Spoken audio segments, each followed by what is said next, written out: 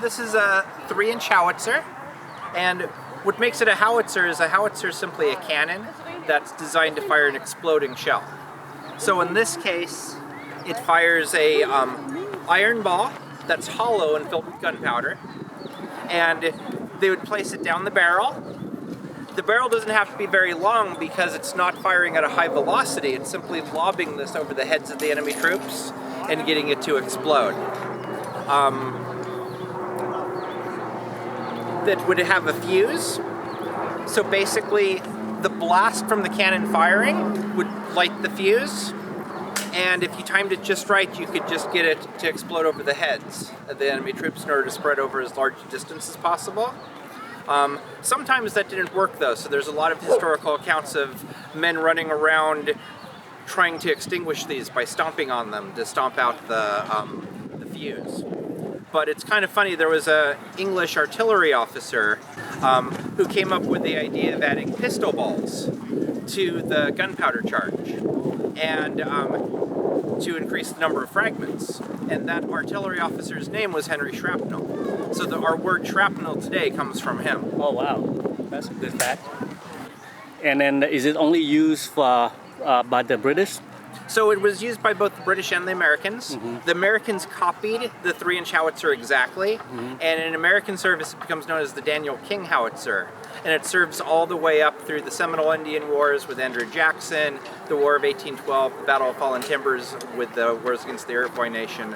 So it becomes sort of the typical American mountain howitzer. Mm-hmm. And in fact, a lot of Daniel King howitzers have survived. And this particular one was actually cast from a Daniel King howitzer. That we took a cast of a Daniel King howitzer, and then in the casting we were able to add the crest for King George II, the weight, the British broadhead, and the royal family's motto. But this one is an American version, right? So this is actually, it's cast as a British 3-inch howitzer, but yeah, it's cast from a Daniel King howitzer, which was a copy of the 3-inch howitzer. Mm-hmm. Was it still used up to the Civil War, or was... So by the Civil War, they didn't need anything this small, because by the Civil War, they had trains, they had better roads, so they were able to transport guns a lot better. So most of the cannons that were being used were much larger cannons. Mm-hmm. The other thing is that this had a range of about 600 yards, which during the American Revolution, you actually had an individual musket was accurate to about 50 yards. A volley of men firing was accurate, could hit something at about 100 yards. Mm-hmm. So this firing 600 yards was really a long ways. Mm. By the Civil War, 600 yards isn't that impressive anymore because riflemen could fire longer than that.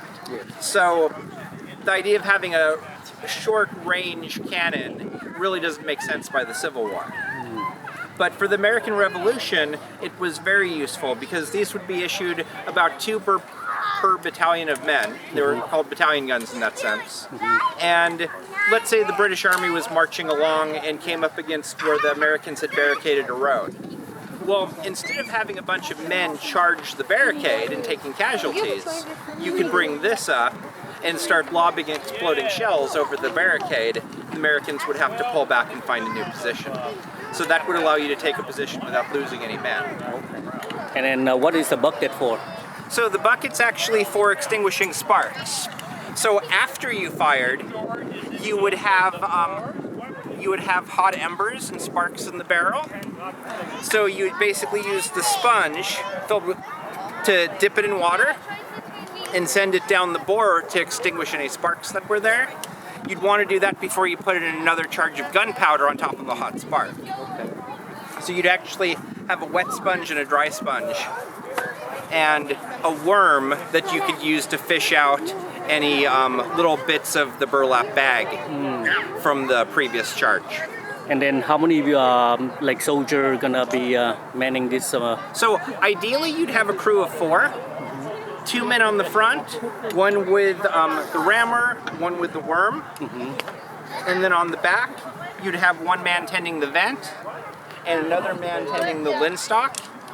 The linstock was basically a slow-burning match, and the slow-burning match would be used to light the charge to fire the cannon. Mm-hmm.